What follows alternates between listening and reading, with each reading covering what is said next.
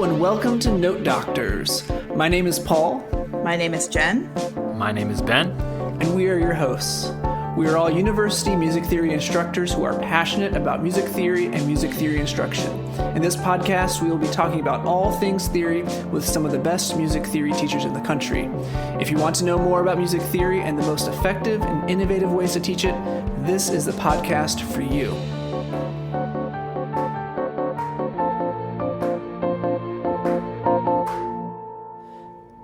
Hello and welcome back to Note Doctors, the music theory and pedagogy podcast. Thank you so much for joining us. And remember, you can always reach us through Facebook, through our Instagram, Note Doctors Podcast, and our email address, notedoctorspodcast@gmail.com if you have questions, comments about the podcast.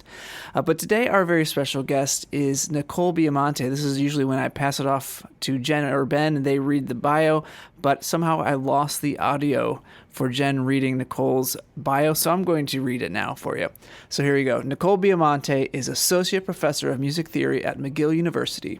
She holds a PhD in theory from Yale University and has also studied piano and conducting.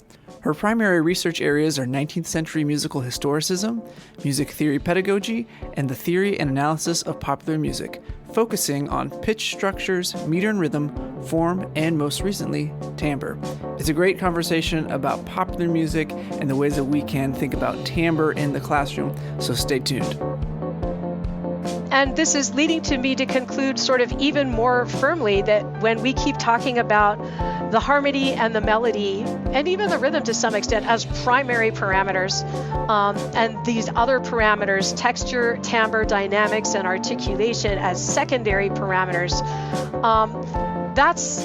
we're being kind of part of the problem in reifying this canon of Western art music, because I don't think those parameters are secondary in popular music, and I think that they're not secondary in a lot of non-Western musics as well. So I think this is just another reason why I think this incredible pitch centricity is hurting us. So our very special guest is Nicole Biamonte, and we might need to change our opening a little bit, because I think in our opening we say the most innovative theory instructors in the country. But Nicole, you are actually our second theory teacher from not the United States, but from Canada. So we might need to expand it out a little bit to, I don't know, the continent or North America. So we're talking to all these folks. I don't know. It's kind of exciting, but we're really pleased to have you on to talk about all things timbre and pop music and all those things. Before, though, we like to always ask our guests a little bit about how they got into theory. How did you end up in Canada teaching music theory?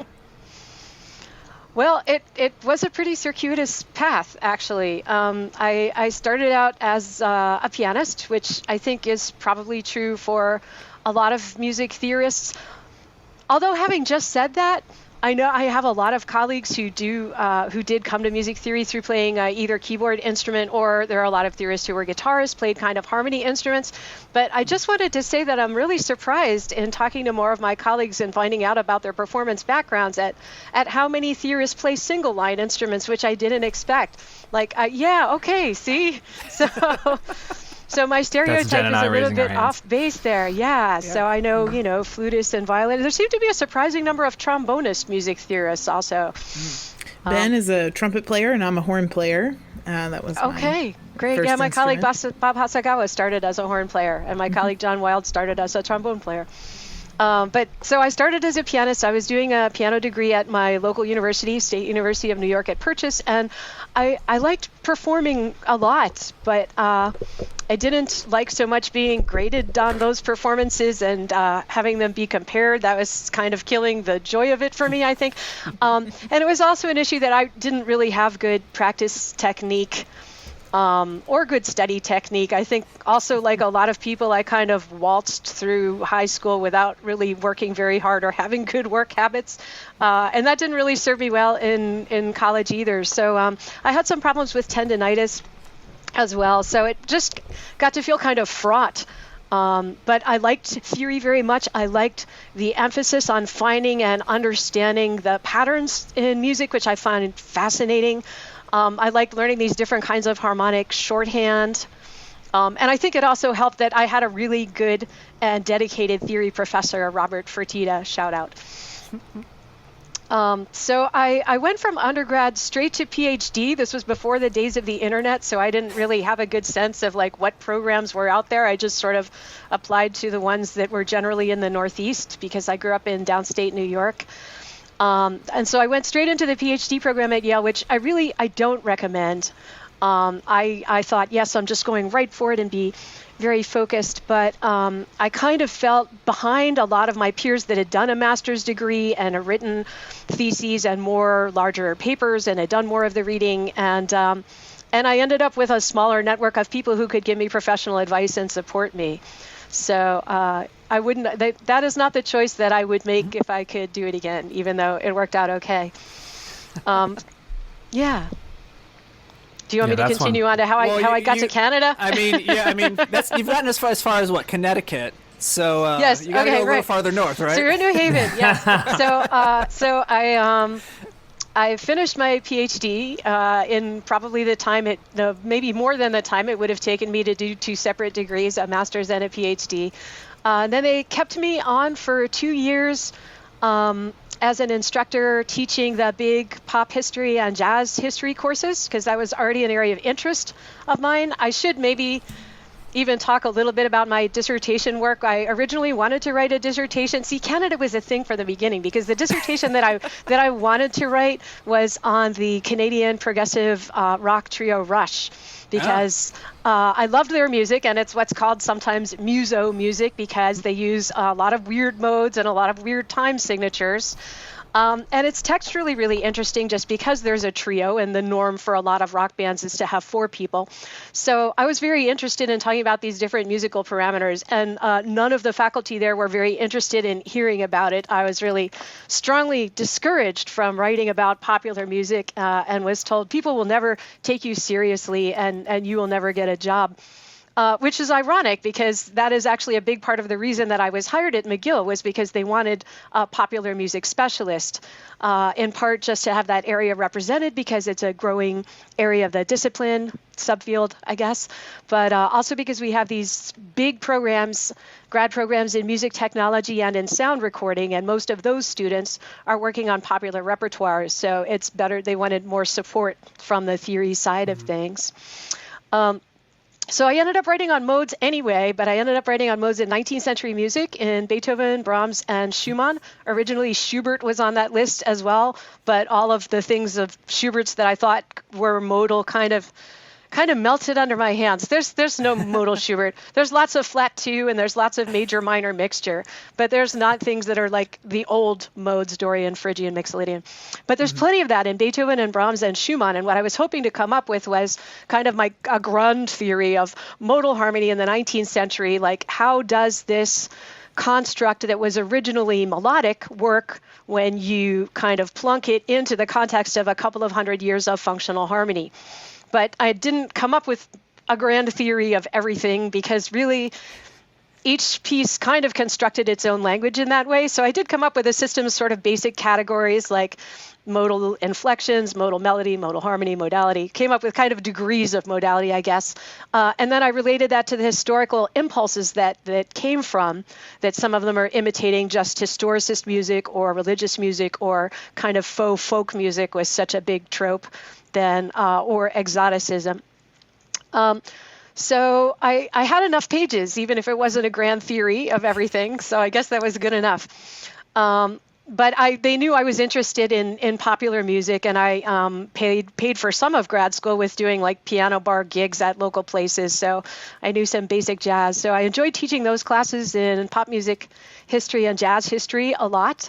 And I was also directing the Collegium Musicum because I'd studied a little bit of choral conducting and was a church choir director as well. So that was great fun for me, but it was never meant to be a permanent job. And I think they only ever meant to give me a year, but they gave me another year. And then I was hired at Skidmore College, which is a bit north of there out in Saratoga, New York. And That was also a visiting job that was supposed to be a 1 year, and then they gave me another year, which was great. And that was the kind of job that I really thought I was aimed for, because even though my dissertation was theory, it was kind of half theory and half musicology, because I talked a lot about the educational backgrounds of the composers and a lot of issues of style and genre and these impulses that were behind the modality. And I ended up working with a musicologist. My advisor was Leanne Planiga, which is largely because everyone said, don't work with someone who's not senior, because Yale doesn't keep their juniors. They just let them go, and then you'll be trying to do things remotely via the mail, and it will slow you down. And I guess that was true at the time, but I'm still kind of sorry. So the senior profs were Alan Fort, who didn't really believe in modality at all. He was like, well, these are surface inflections. And Robert Morgan, who I really didn't get along with at all, and I know that's true for a lot of people. So I'm kind of sorry, because the junior people when I was there were Janet Schmalfeld and Ramon Sachendra. And honestly, if I had worked with one of them, I think it would have been a much better experience. But the times they are changed. So all this to say, I went to Skidmore, and I thought this is a place for me, because I'm a generalist. I'm kind of theory chops, musicology chops. I've studied choral conducting. I could teach basic piano, which I have done. And I have to say, having done it, it's not really a career goal for me anymore, but I'm willing. But that wasn't a permanent job either. There was a permanent job that opened up 2 years later, and it came down to me and one of my friends from graduate school, Ben Given, who works on jazz, on Django Reinhardt. And they said that what put it over the line really was that he had an article out and I didn't. So that was a real kick in the pants for the research agenda. So it broke my heart not to get that job, but I think that is essentially what put me on this research trajectory. So then I applied widely, and the next decision came down to taking a position, another visiting gig at the University of Iowa, or the Rock and Roll Hall of Fame and Museum in Cleveland, which was looking for an education director. And I had a lot of fun interviewing there. And I would have gotten to wear really cool outfits to work, because a lot of the people who work there really dress like rock stars. And, because a lot of it is about the artifacts. I like the Rock Hall, but I think the Experience Music Project in Seattle does a much better job of engaging with the actual music. And so I kind of felt like already a little bit ideologically at odds, because I feel like they've created this kind of very much museum culture of popular music there. But they made me the offer, and it was going to be a lot of teaching kind of 1 hour classes to kids on field trips about these kind of general topics. And then they had a conference series that they were running, and they had a conference every year, and they wanted to have a proceedings. And so they'd had 10 years of conferences, and they were still working on the first book of proceedings. So there was also this kind of huge backlog of like book production. So the Iowa job was really kind of more appealing. I thought, if I take this job at the Rock and Roll Hall of Fame, it'll probably be really fun for a couple of years, and probably I will not get rid of this backlog. I felt even at the time like this is just going to pile up worse. And maybe they needed 2 people in charge of that. And it just didn't seem like there was enough potential for my own growth. I thought, after enough years of teaching these classes to 7th graders, I don't know, going to turn me into an alcoholic maybe or something. So I don't know. It didn't. I chose the scholarly route. I thought this is what I really want. So I went to the University of Iowa instead, which was a big paradigm shift culturally. I think it was a good. It was a good apprenticeship for the job I have now, because there was a very small department. There were 3 theorists, and we all rotated teaching everything. And there were a bunch of there was an undergrad core and then some theory seminars for the small bunch of research PhDs. But there were a whole bunch of classes that were kind of designed for the grad performers, because their school also has a huge, big school of music that's organized like a conservatory.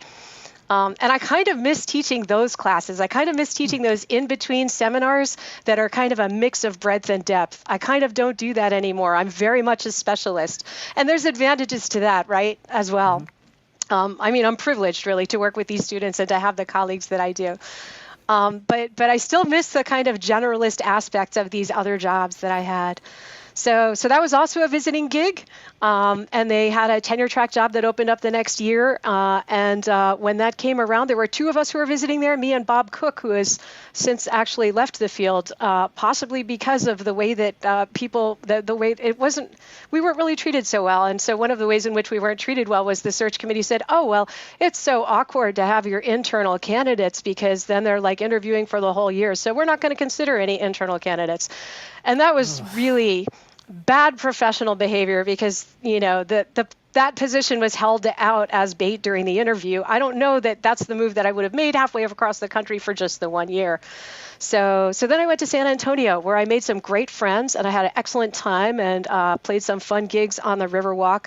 And that was such a different kind of teaching, because at Iowa, they wanted to be Research One, and everyone was like, oh, how can we, make things more prestigious?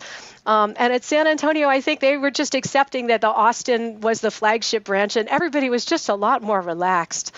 It was also a very different kind of teaching. The student population is very different. There were a lot of students from these like little border towns, and a lot more remediation.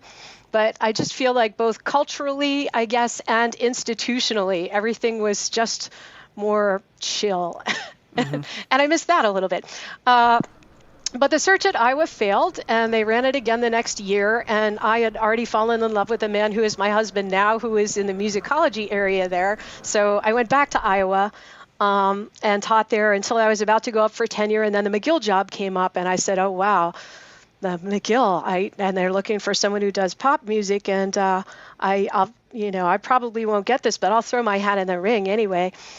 So they interviewed me, and I think I still had that voice in my head saying, like, you're checking off some gender box for the people they're interviewing. I didn't really think that I would get the job. And I think because of that was like one of the best interviews that I gave, because I wasn't constantly second guessing myself and thinking like, do I seem like I'm being the person they want me to be? I was just myself. And I've since figured out that that's what you really have to do anyway. You shouldn't do this like try and pretend to be who you think they want, because ultimately that's not who you are. You're not going to be happy, and they're not going to be happy. So yeah, I was just normal, and I was, said some smart aleck things to Peter Schubert, and that also turned out to be like the right direction to go. And I, in fact, accused them of faking like what I took to be an unrealistic degree of collegiality during my interview. I congratulated them on that, because honestly, every other department that I've been part of, there's always been at least one person who is like a little bit problematic in their interactions with others.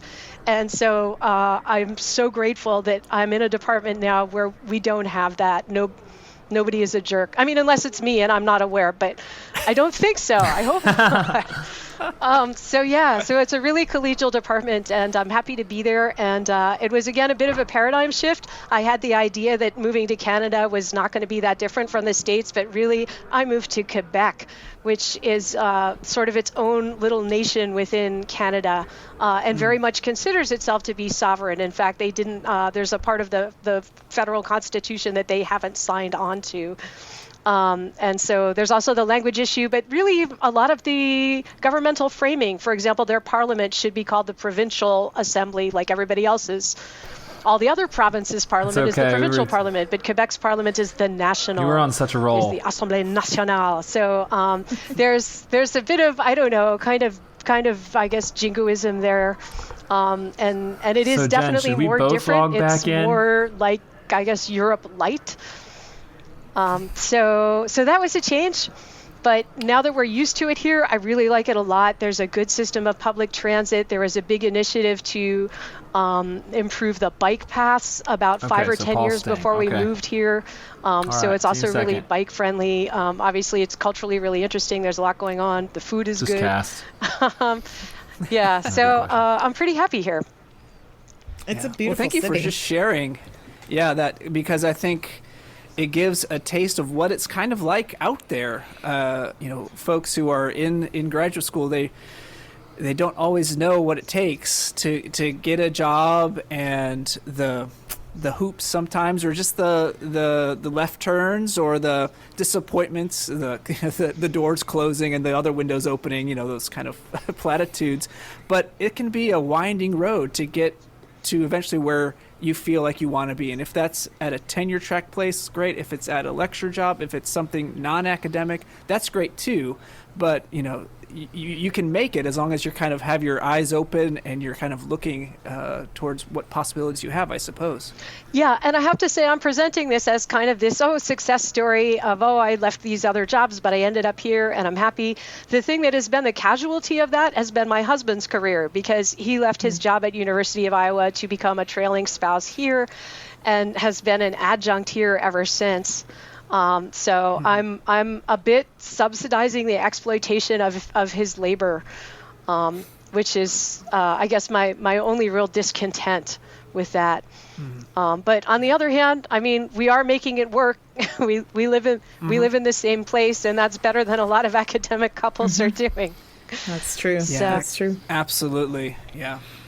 Well, there's so much of your story that's so relatable to, I think, a lot of people out there, but in particular, you have all of this experience, all this performing, all this involvement with popular music, and then, you kind of, in your advising, your professors kind of steer you, what shouldn't you talk about Beethoven? You know what I mean? I feel like that happens so much more than anybody would probably like to admit, that people have interests in repertories that are well outside what maybe their advisors, kind of want to steer them towards. And then they wind up, writing theses or dissertations that may or may not actually be like the music that they're passionate about, just because they want to proceed forward with their degree. They want to finish their degrees, just like anybody does. So, gosh, kudos to you for kind of sticking to it ultimately, and still working in popular music and pursuing that with all your passion and energy. That's really admirable. Thank you so much. I mean, I'm not sure. I have used this story about, they said no one will ever hire you, and now look, I got my favorite job where I'm hoping to retire from because of pop music. But then again, at the time, I mean, this was the 90s, and it was still a pretty new area. And I mean, I know other people that finished not long after me and did work on popular music that had really an even harder time, or even are still having a hard time. So I'm kind of torn about this. I hate that it's that way, and that at the same time, I'm not entirely positive that it was bad advice. I'm not sure. I don't think I would have gotten hired at Iowa if I had actually done the dissertation on Rush, but I might have gotten hired at McGill. I don't know. But I do think it stands, just the general idea that you should take advice about your dissertation topic from senior people, but you should take advice on your job search from more junior people that have been through that more recently. Because even though senior people, they serve on committees and they see the applicants, but it's not the same perspective at all. Yeah. Very true. Very true. Totally. I've talked about this before on the podcast, but I had a sort of similar experience because I was wanting to do a pedagogy dissertation and was given similar counsel, like, no, you won't get hired, or only women do that, so you want to steer clear, that kind of thing. I think we're maybe leaving the time where that's the case now, but I had similar advice, and I wrote a history of theory dissertation for that reason. So honestly, now I'm at a teaching university, and it's kind of similar. They might have loved if I had written a pedagogy dissertation because my whole advancement in rank, it's all about me as a teacher and me as an advisor, mentor, that kind of thing. And my, research or that kind of thing is just a really small part of it. I'm so glad to see that this is finally just way overdue, that people are starting to realize, yes, research is great, but I think, elite programs like one that I came from have really kind of propagated this kind of, disciplinary bigotry. Like, if you're not a good researcher, then you could always teach, but it's like the second best option. It's like, wait, but that's actually our raison d'etre. This is the reason we're here. Right. This is what we more owe our students than anything else. So exactly. So I'm glad to see finally people are recognizing that this is important, and that I guess as a part of the discipline, that it's getting more respect. I feel that way about pedagogy and popular music both. I feel like there's still a ways to go before they're kind of at this as central as I really feel like they should be, but it's definitely getting better. Yeah. Speaking of pedagogy in popular music.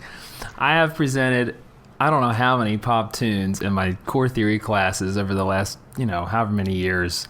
One question I had to ask you, and we talked about a little bit before, was what is the best way to really present the pop tune in class? Because I've done what feels like every single option. I've got the lyrics listed with kind of the chord symbols. I've got, just a blank staff. We kind of might do some transcribing. Well, what is the melody? What is the bass? Harmony, all this kind of thing. There are so many ways to present a pop tune. You can find a transcription online, but it may be wrong, or it may be in a different key than the one that's on YouTube or whatever one you're playing in class. So that kind of throws a wrench into things. I just have to ask, what, in your experience, can you give us some kernels of wisdom as to how to best do this in like a core theory class? I don't know if there's a definitive answer to that. Yeah, so I tell my two students that if you're not sure of the answer of a question, there are always two backup answers you can default to. And one is, it's more complicated than that.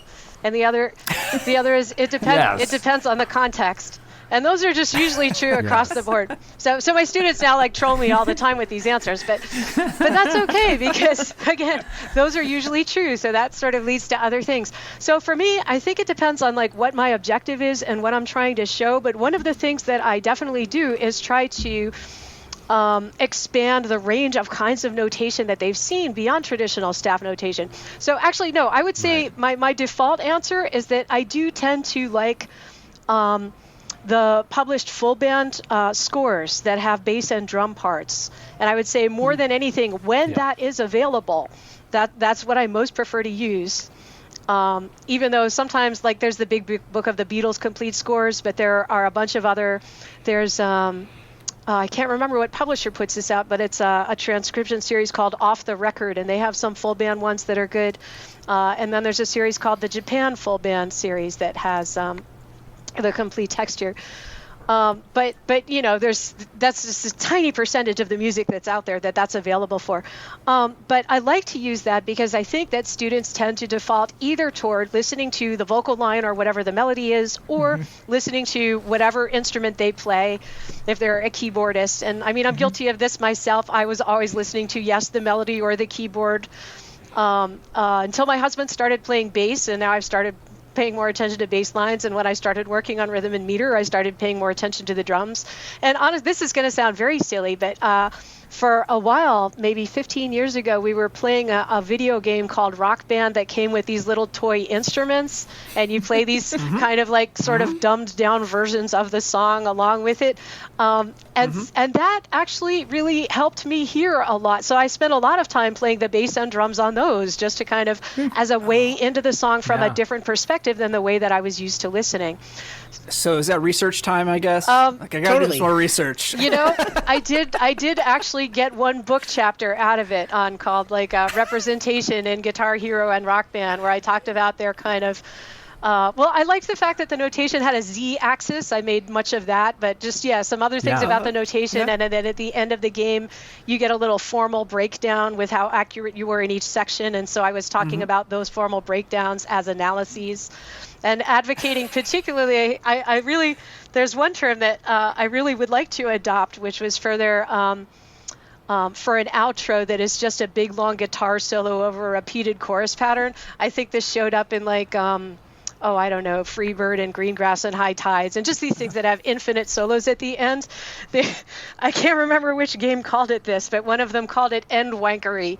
And I just think that End Wankery. That is just the perfect descriptor of what happens in the song. So so I advocated to use. But to get back to your original question, so I like to show those because it is like a score. I always try and start out by getting students just to listen and say, let's not look at anything, let's just listen. Right. But once we get to a certain level of analytical particularity, most of the students, start to get really kind of uncomfortable and antsy and feel like they need something to look at, because we've trained them that if you're analyzing, then you need to be looking at some kind of transcription, which is in a way kind of too bad, right? Because they have errors and because they're not really neutral, right? It's you're making it's an analytical act when you make the transcription. So we talk about that at the beginning.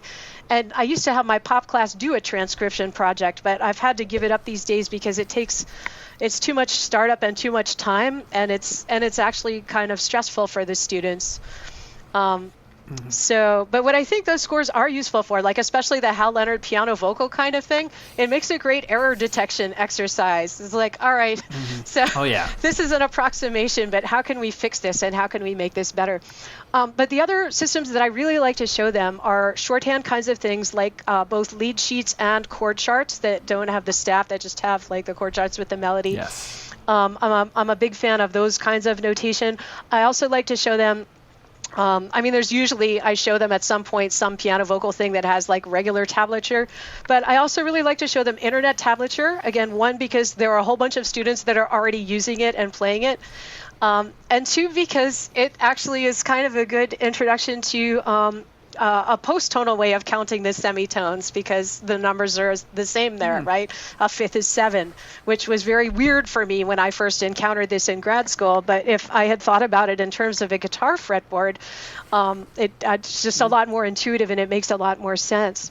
The thing that I haven't been using and that I think I would like to start using now, some of my colleagues in a Facebook group are just talking about this, is incorporating the Nashville number system, which is, kind of translating the Roman numerals into Arabic numerals, but it has a better notation, I think, I like the slash chord bass, because we don't really have a good figured bass for bass is not a chord tone, or we do, but it's real messy.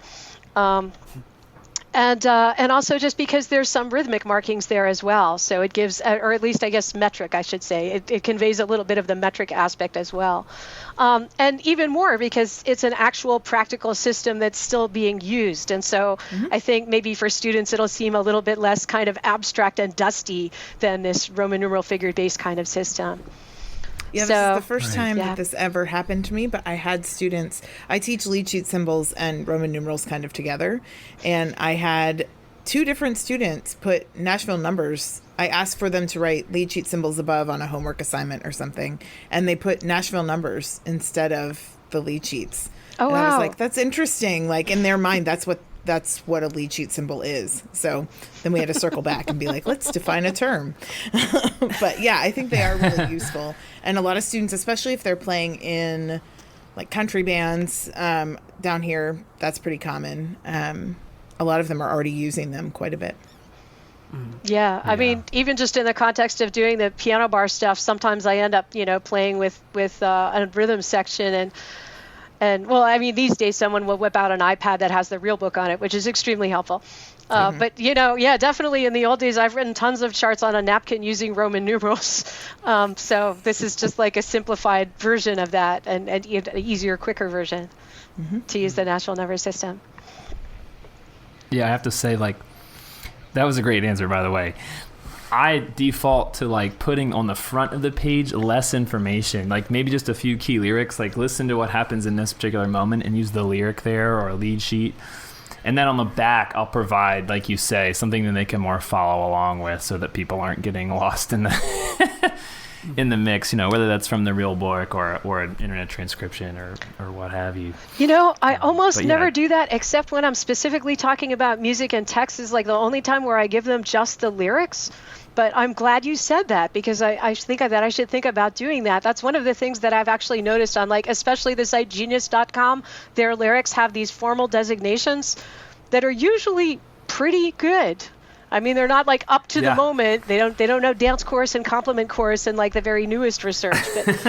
But I'm usually largely in agreement with this kind of implicit formal analysis of the song. And so clearly that there's a lot of people approaching this music kind of from a non-academic analysis who are looking at it this way. So that would be another really good way in. One other point that I forgot to make is the value that I particularly like also in the full band transcriptions is that a lot of them have not ever seen drum kit notation. And so we always have to do a special primer on that as well. I mean, there's a whole bunch. I have a handout, but it's really easy to find stuff online also about that. I have a handout because it's really easy to find stuff that's like overly complex online that has, here's the notation for like 8 different ways you can play a cymbal. And we don't need to get so detailed, but it's something I want them to be able to recognize and use. You mentioned some kind of formal terms that happen in pop music. And that's one of the kind of things that is interesting that you find in popular music, these different, it's not just verse and chorus anymore. There's all these other terms, right? And so maybe for some folks who may not be as adept with kind of analyzing popular music, what are some of the different kind of topics or formal ideas or even just ways songs are constructed now, because they're beyond just the verse chorus anymore. It's really kind of fascinating some of the different directions they've gone in that are helpful for students and that we can kind of think about and include in our own teaching. Yeah, I mean, I think one is the way that a lot of pop music is constructed has changed, and part of that is because I think postmillennial pop music is more influenced. In a lot of current pop, there's a lot of influence, and people have recognized this from electronic dance music. And that's interesting because it's not really organized in these formal sections. Yeah, so like back in the day, I think we could even go back to before verse chorus, which is the 1970s thing. In earlier music, the most common thing is an AABA song form, right? And that's like Tin Pan Alley, 40s, 50s pop. Yeah, and that's nice because it covers so much ground. You can relate it back to like a Bach dance suite and a da capo aria and sonata form. And I mean, this general pattern has been around for a very long time. And there's still kind of vestiges of it there, but yeah, things have gotten a lot more complicated, and I think part of that is because of partly the influence of electronic dance music, which is much more processual. You don't really have these really clearly formally defined sections. I usually teach form early on in a pop analysis class because in a lot of genres, the formal sections are really well marked by changes in timbre and texture and other, the harmonic pattern, the rhythm, the drummer plays a fill. I mean, there are a whole bunch of really clear markers for a formal section, and that's not true in EDM at all. It's much more, you still do have these shifts, but they're much more kind of gradual and processual. And I think that's responsible for one change. And another thread, I guess, that's changed is this real de-emphasis on the importance of harmony. And so many songs these days are built on a 4-chord loop in which harmonic function is not really important anymore. And I suspect that probably comes from the influence of hip hop, or maybe this kind of more recent R&B that's also been really inflected by hip hop in that way. Although I have colleagues that kind of tie all of this back to the kind of static harmony that you get in funk, which came from R&B after all, and maybe even from modal jazz, which was something that arose at the same time. So for a long time, we've been talking about formal sections and defining them in terms of the harmonic progression. And I think in 70s and 80s rock, that was the norm. If you were writing a song, probably somebody wrote down a bunch of lyrics on a piece of paper and somebody wrote down a chord pattern, and then they reconciled, and then the rest was created in the studio. But I think it's not about that. That chord pattern is not a big part of the process anymore.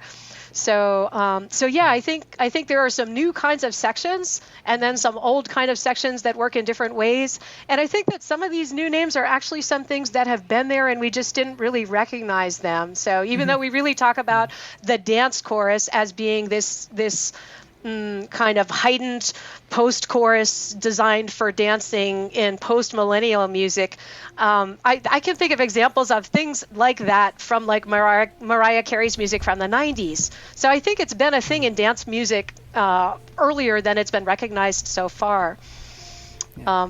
It's interesting you make a mention of it's like a workflow difference. Like the way people make music is changing the form. Like it's not just a guy writing a lyric and getting the chord progression and putting it together. No, it's how you actually work on a computer to make something. The fact that you can copy and paste something, or that you can move things over slightly, like that change in workflow I guess, changes the form, right? That's possible. Is that right? Yeah, absolutely. And thank you so much. That's really an excellent point. Is part of it is that the kind of cut and pastiness of these modern digital audio workstation production tools make it really easy to do these kinds of loop-based things, and I think are probably also responsible for, it's not just this decline of emphasis on harmony, but maybe a heightened emphasis on these sonic production parameters, which Asaf Perez has talked about a lot in his research. And I think that is easier to manipulate at a more detailed level, and kind of, so you can do more in a shorter time than you ever could before with these kind of tools, right? Mm-hmm. So you don't have to like re-record the whole course. You can just like add a couple of layers or multi-track it, or kind of tweak some of the other effects on it, and it's so much easier to do. So I think in rock music especially, that was always like the production part was always this kind of space for expressive play in a way which it really wasn't in jazz recordings or art music recordings, which are trying to replicate a live performance more. But I think that is even more true, right? So many recordings today are really hard to reproduce live. And that was always true to some extent with the Beatles' A Day in the Life and, Queen, Bohemian Rhapsody, and these things with large forces that, yes, today you could get them all in a concert hall, and I've seen performances like that, but mostly not, right? I think a lot of that earlier music was designed to be performed live, and maybe that's less true. Although that said, I feel like it is more of a requirement for artists to tour more these days because they can't make as much money through music sales. So there is still this kind of performance requirement, which is what I think has contributed to the decline of the fade out ending, because we get so many songs, especially in the 70s and 80s, where it just kind of repeats and repeats into the distance, and you just turn down the volume, right? And so it's kind of neat because it's as if the music is continuing infinitely. It's just gotten out of range of your hearing. But it's really hard to pull that off convincingly in a live performance. So I think that's one of the reasons why a lot of songs today have what's called a cold ending, with a more defined cadence, is that works a lot better in a live context. I feel like I should see a Spinal Tap like fade out. Like I'm thinking like I've never heard a live fade out. Like that's true. Yeah. It's like, but Spinal Tap would do it. They like slowly walk off the stage, back away. Yeah, exactly, and turn down the lights. I guess like Haydn's Farewell Symphony is like the original live fade out, maybe. Fade out. And there's a moment in the Messiah that does that too. It's like there's the chorus, Glory to God, that starts with your full choir, and then there's the orchestral codetta, and then it just comes down to like two violins at the end, and so they're just going back to heaven up through the hole in the clouds. So little did we know that all you needed was a guy with a fader in the background to do all that. Yeah. Well, you brought up a lot of really interesting things about texture and timbre, and the issue, of course, is we can't notate all those things down. And we've talked quite a bit about, the use of a score or a lead sheet or Nashville numbers. And of course, none of that production, texture, timbre element is notated at all with that notation. And that's really kind of what makes a lot of these pop songs hits. It's not the chord progression. It may not even be the melody or the rhythm, but it's that timbre or that post-production effect that's going on, or what they're doing to the voices, right? How do you, as a music theorist, analyze that stuff, and then how do you then like teach our students to do that kind of stuff? That is the challenge. Yes, that is a really great question. So I think part of the problem here is that texture and timbre are, as you said, it's kind of erased by our notational system, right? This is why theory is so pitched biased, is because the parameter of pitch is the one that's best reflected by our traditional notation. So notes that are higher are actually literally higher on the page. Notes that are lower are lower on the page.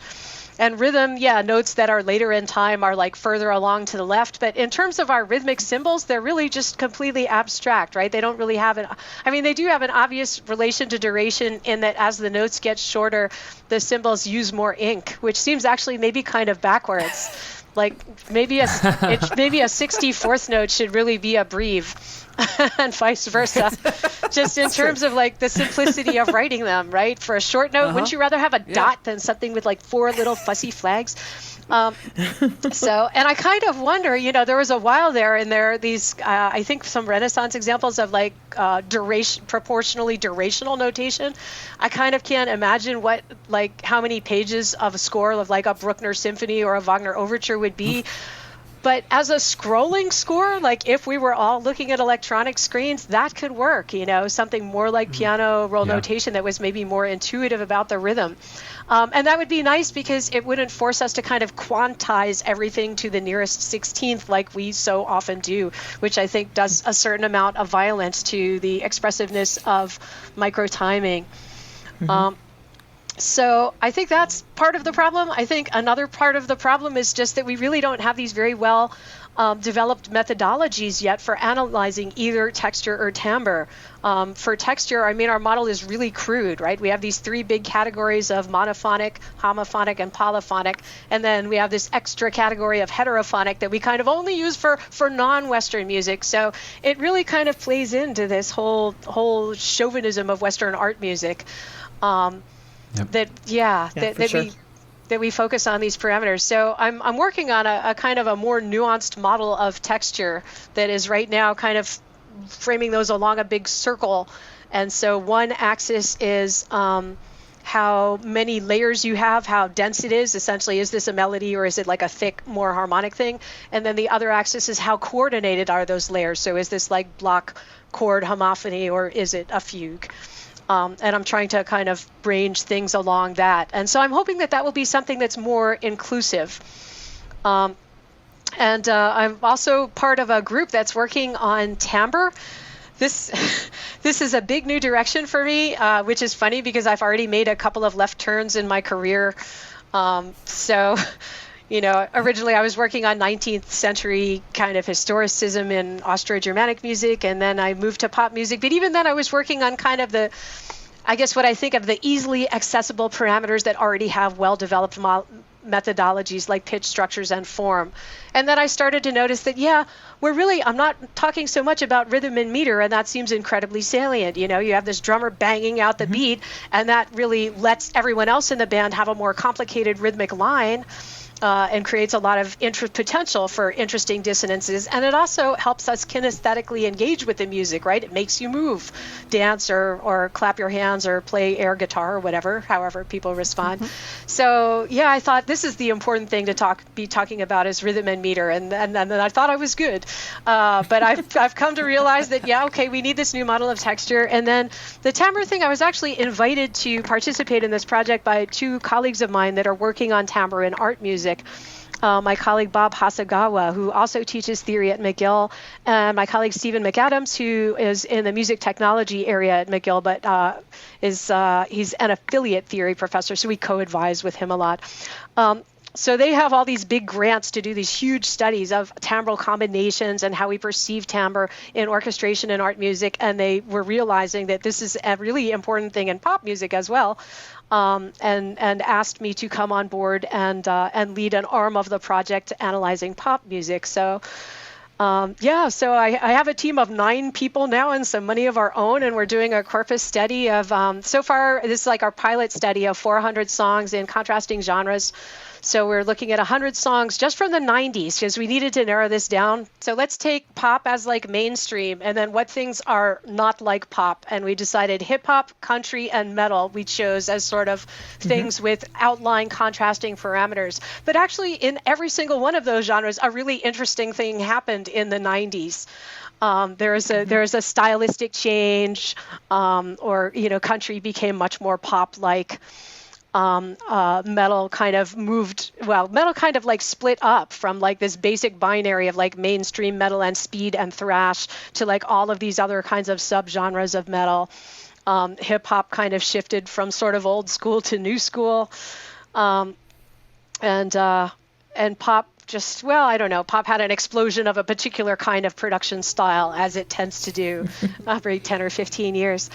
So we're looking at all of those, and I'm being hugely helped in this by two postdoctoral scholars who are working with Bob and Steve, who are working with me as well, Matt Zeller and Lindsay Raymore, who both have a lot more. They both wrote dissertations on timbre in art music, so they're kind of providing more of the timbre expertise, and I'm providing the pop music expertise.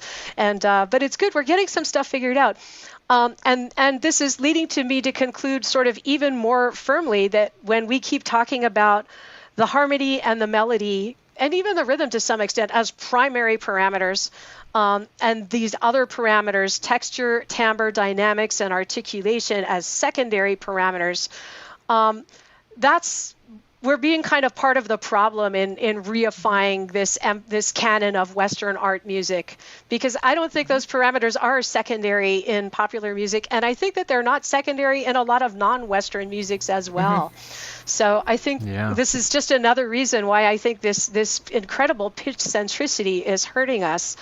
And it's still the case, even the new theory textbooks, so now instead of having one chapter on rhythm and meter at the beginning, they have like another chapter later where they talk about, hypermeter and asymmetrical meter and, maybe symmetric dissonance.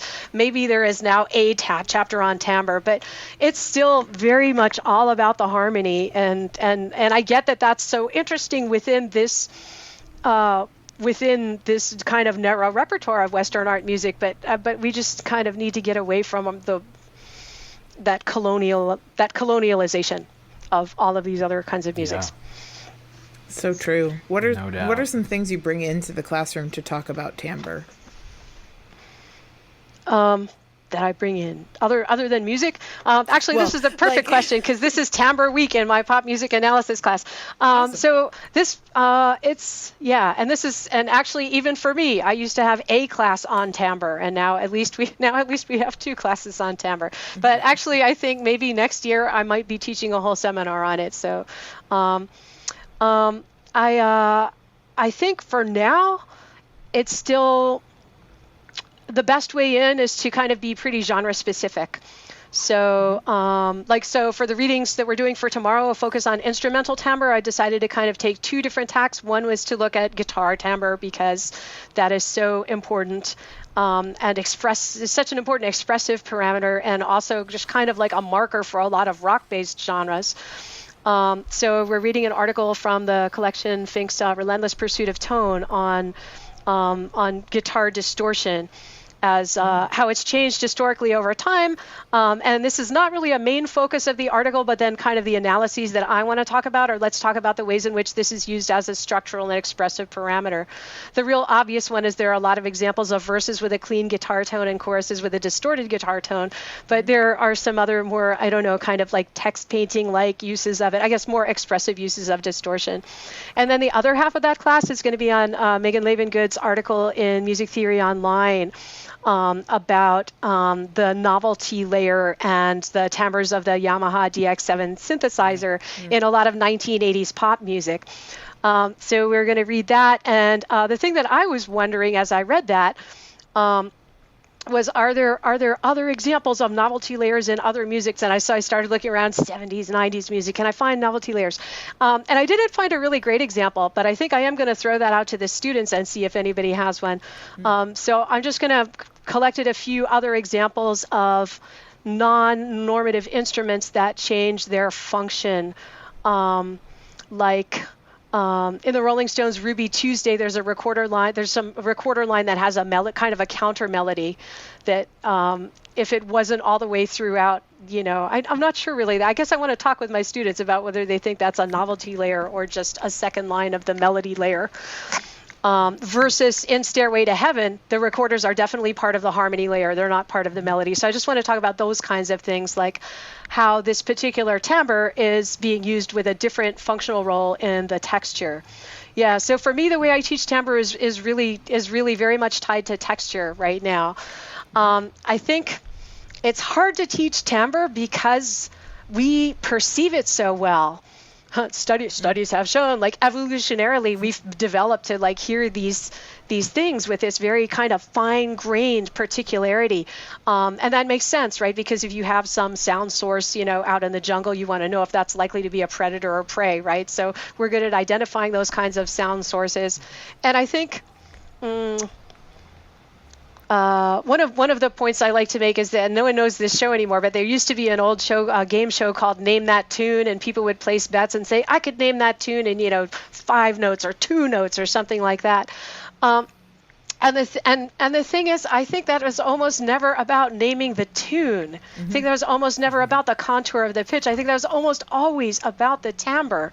And so, yeah, students always can understand this and resonate with this, like the way that you recognize your favorite singer or even your favorite guitarist, even if you don't, even if it's a recording you've never heard before, we just know. So this is part, I think, of what makes timbre so complicated, is that we perceive it really well and we don't really know how to generalize about it and make it into a kind of a cruder bin. So far I'm really talking about what are the roles in the texture and what are the kinds of combinations of timbres that are used. But, ultimately I think there's a lot more to be said about timbre as an expressive parameter. I think so too. I really like that. Just this morning I always play a song to start my written theory classes. It's been a way for me to both diversify the music that we're listening to and the types of composers, performers that the students are hearing from. And I don't myself listen to a lot of country music. So for a couple weeks now, I've been like, I've got to get a country song in there for my students in the class who that's their thing. So I used Johnny Cash Walk the Line this morning. That was my starter one. But anyway, the rhythm, there's a single rhythm instrument that goes the whole way through the original recording. And it's a snare drum, but it's being played by a brush instead of a stick. And so in the 8 o'clock class, they spent several minutes debating what that thing was. One student was like, was that castanets? I kind of let it go on for a little bit. A lot of my students are singers, and so they have just sometimes a much smaller list of what it could be, I think is the idea. And someone in the room, there was a drummer in the room who finally was like, guys, it's a snare drum and he's playing it with a brush. And they all were like, I was like, no, he's correct. That's what it is. But so even sometimes how you've been trained and the types of music that you've been, and maybe even the environment. I think they came to music theory class, they weren't expecting me to ask what kind of instrument is that or how is that instrument being used, even though I do actually ask that fairly often. But they had to think about it. They had not connected with that already. And that's an obvious mark of how much we're focusing on pitch and other things in class over something like that. Is that it didn't occur to them she might ask me what tool is being used on the drum in that spot, or what effect does that create? So I think it's good for us to... Yeah, I agree. That's funny because I have a similar experience with some of our student encoders because of the 4 genres, I'm in charge of the country section, which is also not something that has been part of my recreational listening very much. And that's true for a lot of these students as well. So none of them knew at the beginning when we started out, the pedal steel guitar was completely unfamiliar. What is that? And harmonica, which I also thought was funny. Well, at the time I thought it was funny, but then I think, I could see how you could mistake that maybe for a melodica or a harmonica synth line, and you can't always really tell these days. I think in the old days when synthesizers were cruder, it was really easy to tell. But these days it's good enough that sometimes you're not really sure. Is that a real bass or a synth bass? It sounds like a bass. I mean, ultimately, it doesn't really matter that much. Well, what I was going to say is I feel like there is a lot of complexity there, but on the flip side, I guess, is that there is something that's, I guess, innately human about timbre. For example, what came to mind when y'all were talking was the closing of a door. I've heard so many doors close in my lifetime, but yet I could identify the closing of the front door to my house, and it's why is that? It's a door. It's just a door closing, and I've heard many doors close, but I think there is an untapped potential there of our aural training is we can detect these subtleties of timbres. I know that was my front door, but it's largely untapped in our field because we've neglected it so much, Yeah, we've ignored it. Well, I think the people that have some of that information are the recordists, the sound engineers. And I think that they have this huge body of expertise that is like handed down. Well, for a long time, it was just handed down orally.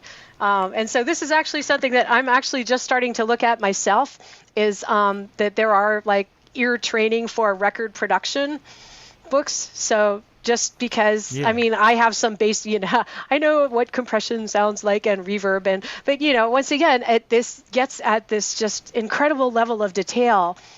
I mean, where you have people who know like, oh, what kind of, tape this was recording on or whatever. But that we don't really, that we don't talk about and haven't really paid attention to and haven't really kind of learned to hear or to be able to describe in coherent terms. Yeah, I was thinking the exact same thing about basically having to teach our students critical listening. Like, it's not enough just to be able to dictate a melody or hear a harmonic progression. That's very good, but being able to critically listen to the timbre and to know how these things are made. I think that's a really important thing. If we're going to be teaching students to go out there, I have a bunch of music therapy students, and so they're going to be making music on the fly, using electronic instruments, things like that. Well, do they even know how those sounds are made? If they have a client that wants to make wants to do some type of hip hop song. Like, do they know the type of sounds? I mean, they know because they've heard it, but do they then know how to make those sounds, right? Have they really listened and learned what goes into that? And I think that's like an important thing for our students to know going out in their careers. For sure. Ironically, the music business students where I teach take Aural Skills 3 separately from everyone else, and their Aural Skills 3 is called Critical Listening, and it's about recorded sound. So when you said that, I was like, I guess we are trying to teach critical listening here. That is a thing we are trying to do. Mm-hmm. But yeah, they have a whole separate like Aural Skills for recording engineers kind of class. That is so cool. That is the class that I want to take. Yeah, me too.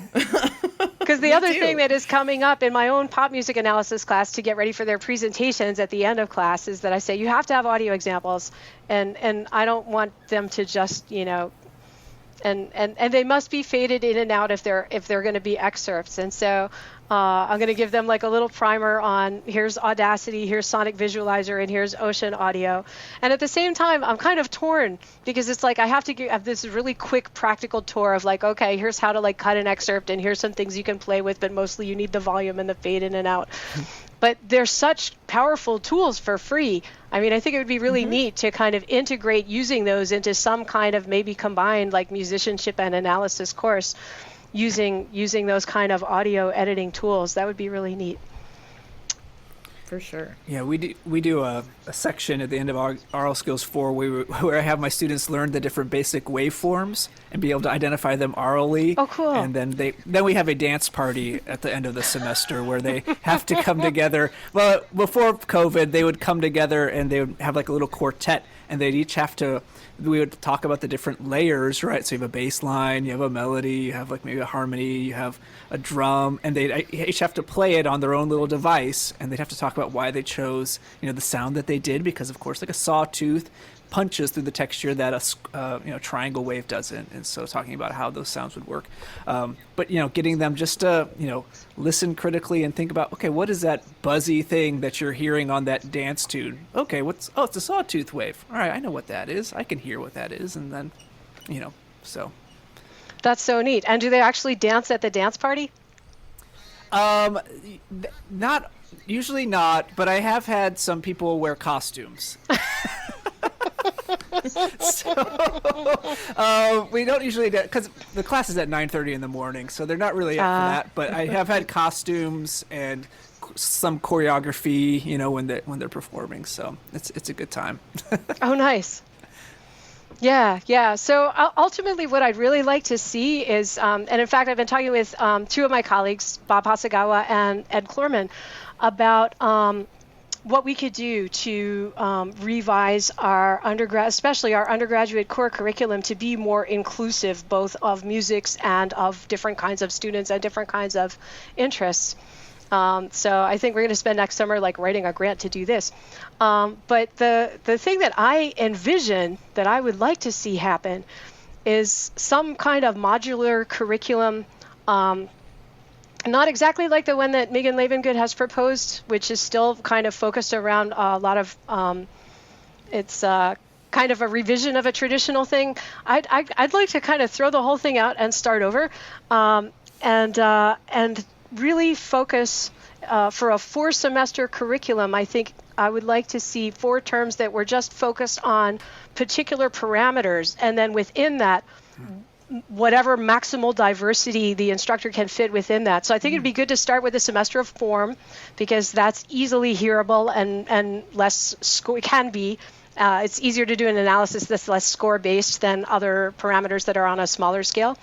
And then maybe a semester on rhythm and meter, which is, again, maybe there are simpler ways of representing that notationally than there are of pitch.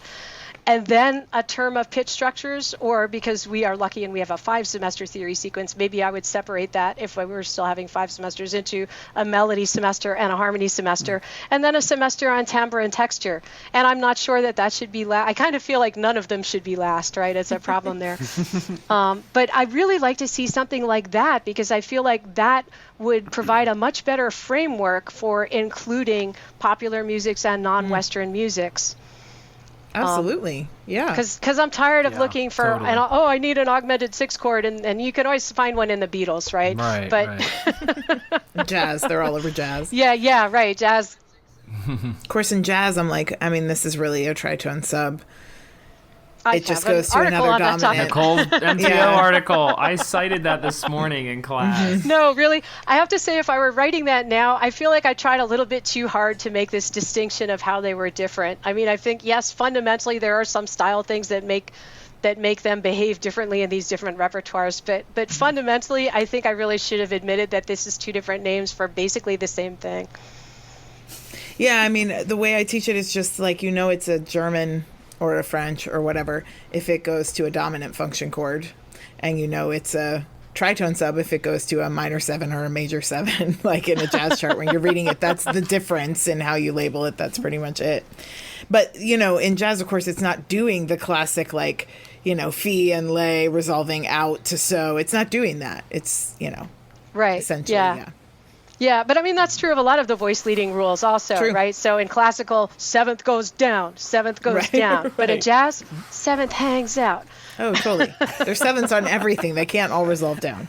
Yeah. For sure. Well, this has been just a hoot, and I've loved chatting with you about all these ideas about incorporating pop music and timbre into our curriculum.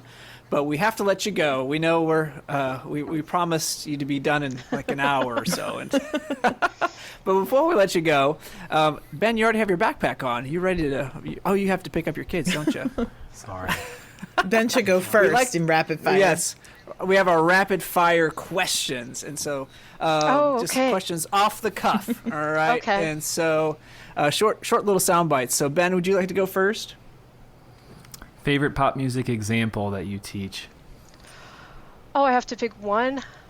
The rapid fire's tough. Okay, I'm going to say Rush YYZ, because it's still the only successful piece of Locrian that I know.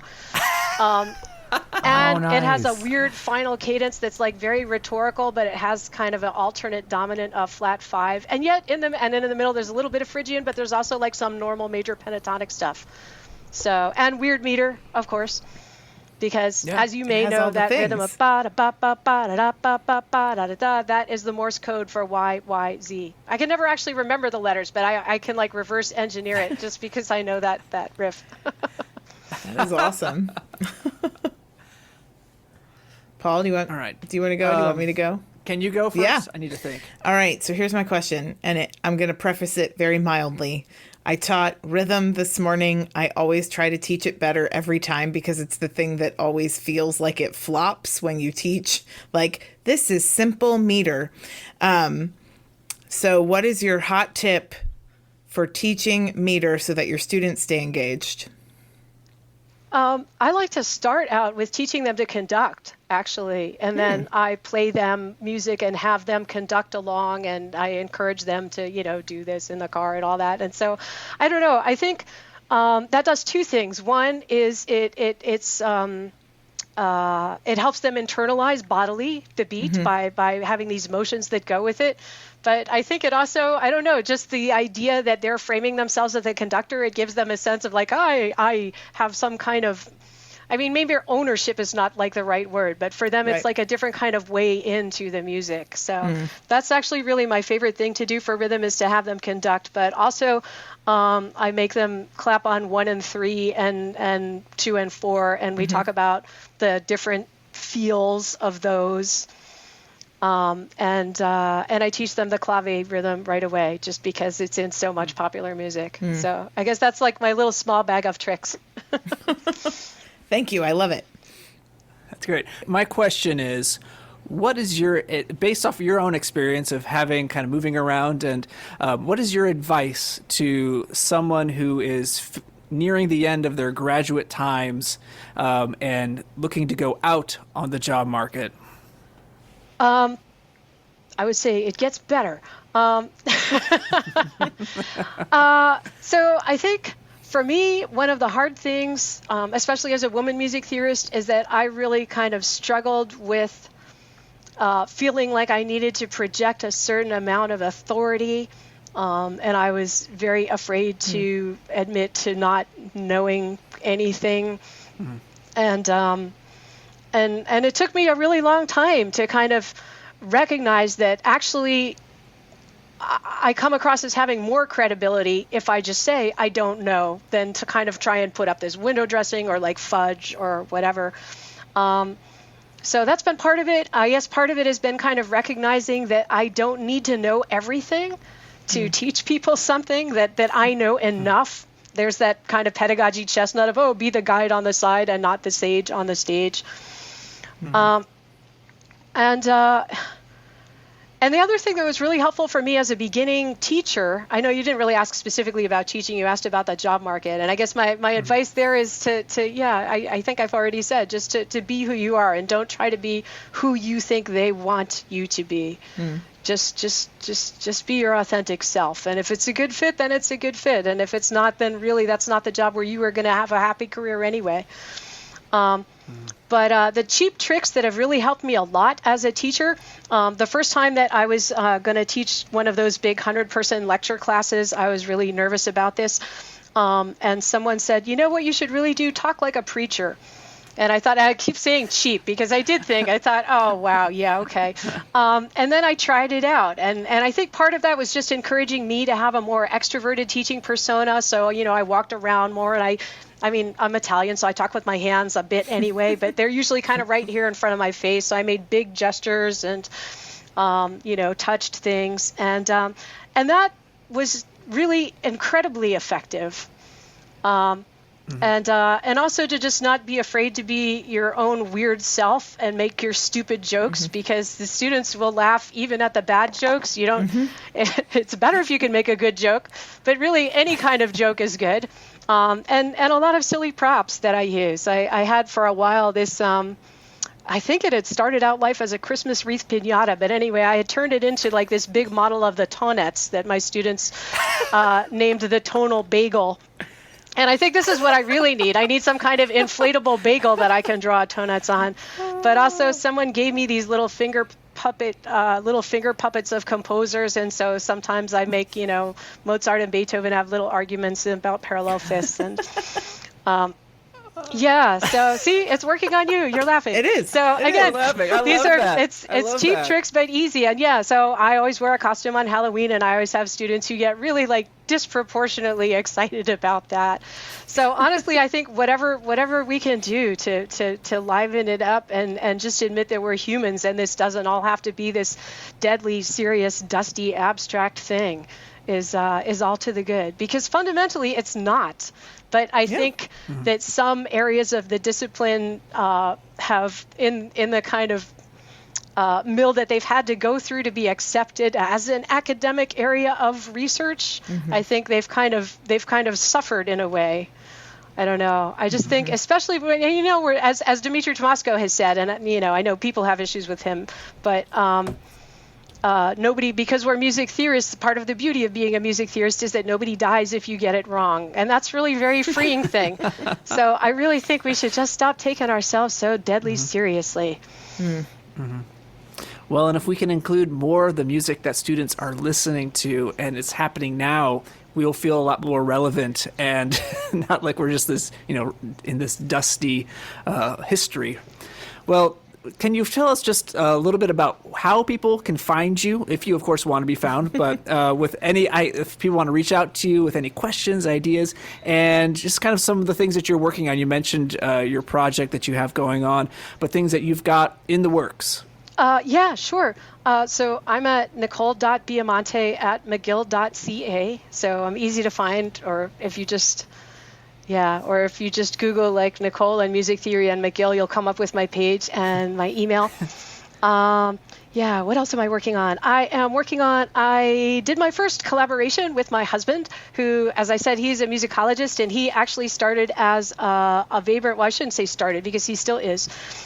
His main area of focus has been the Second Viennese School and sketch studies, so he's done Weber and sketch studies. But I am, because he's also an experienced listener and practitioner of popular music, and so I'm kind of pulling him into my field a little bit as well. And we gave our first joint paper this past spring at a progressive rock conference at the University of Ottawa on the recent album of Tool's Fear Inoculum, which took forever to come out. But sounds really like a Tool album that could have come out like maybe 13 years ago. And their Tool is very interesting to talk about because they are musically complex, maybe even more so than Rush. They use a lot of nested dissonances in their rhythms and a lot of asymmetrical time signatures. They are very, there's a lot of timbral exploration. As a band, they are very much a collective. The lead singer, Maynard Keenan, sometimes stands at the back of the stage. He does not want to be the front man of the band. So that's interesting as well, that they pay a lot of attention to kind of equal contributions within the band. And they have a lot of literary influences, and of course they have this huge kind of connection to the visual art of their album covers and their stage design. So it's a really rich topic. So we have just been invited to kind of expand on that for a collection on literary influences in progressive rock. So I've already said, well, we can't just talk about the literary influences. We have to talk about the art. And we are talking now about, all right, how much Tool are we going to talk about within the context of this chapter? So that's one new thing. I also am following up on a study of metric dissonance in also progressive rock for an earlier edition of this same conference, where I did a small corpus study of kind of canonical prog from the 1970s. And so what I am doing now is expanding that and looking at metric dissonance in more recent examples of bands like Porcupine Tree and Dream Theater and kind of newer generations of progressive music. And I know there's another thing that I'm working on, or rather that I'm not working on. There's always things we're not working on. Yeah, exactly. There are, right. Yeah, and two things that I'm really overdue on actually are I'm finishing up an article on Rush's 2112 as an exemplar of progressive rock, and so that's been really fun. I've finally gotten to write about Rush, to do the deep dive into their music that I really want. And another article on metric dissonance in Abbey Road. So those are sort of the immediate front burner projects, and like I said, there's really already too many of them. So that's our show. Thank you so much for listening to Note Doctors, the Music Theory and Pedagogy podcast. We will be back with more interviews with professors and teachers who will be dropping all sorts of theory knowledge for your education, edification, and enjoyment. So until then, bye-bye.